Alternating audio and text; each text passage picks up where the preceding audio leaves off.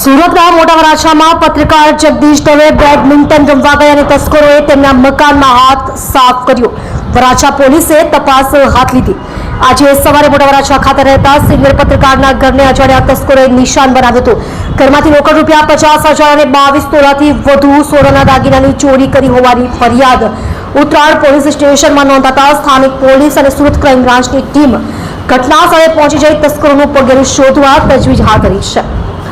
Uttarayan police પાસેથી પ્રાપ્ત માહિતી મુજબ મોટા વરાછા સ્થિત હરિઓમનગર સોસાયટીમાં રહેતા જગદીશ દવે પત્રકાર તરીકે ફરજ બજાવે છે.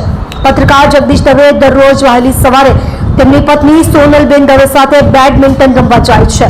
હાલ ભારે ગરમીના હોવાને કારણે ગઈકાલે રાત્રિએ જગદીશભાઈ પોતાના ઘરની અગાસી ઉપર સૂવા માટે ગયા હતા. દરમિયાન રાબેતા મુજબ બેડમિન્ટન ગેમ રમવા માટે ઉઠ્યા હતા અને ઘરમાં પ્રવેશતા સામાન વેરવિખેર હતો, જેથી તેમને કંઈક અજુગતું લાગતા ઘરમાં તપાસ કરતા પોતાના ઘરના રૂમમાંથી 50,000 થી વધુની રોકડ તથા સોના 2 મંગળસૂત્ર, સોનાની બંગડીઓ, પેન્ડલ, વીટી સહિત કુલ 22 થી 23 તોલા સોનાના 8 દાગીના તથા તેમના પડોશી મુકેશભાઈ કાલુભાઈ કાછડિયાના ઘરેથી 200 ગ્રામ ચાંદીનો જુડો તથા રોકડા રૂપિયા 20,000ની ચોરી થઈ હતી.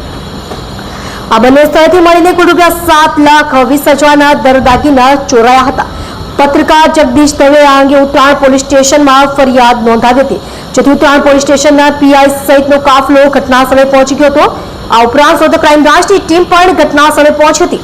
ડોગ સ્ક્વોડની ટીમ દ્વારા પણ તસ્કરોનું પગેરું શોધવાની તજવીજ હાથ ધરવામાં આવી હતી.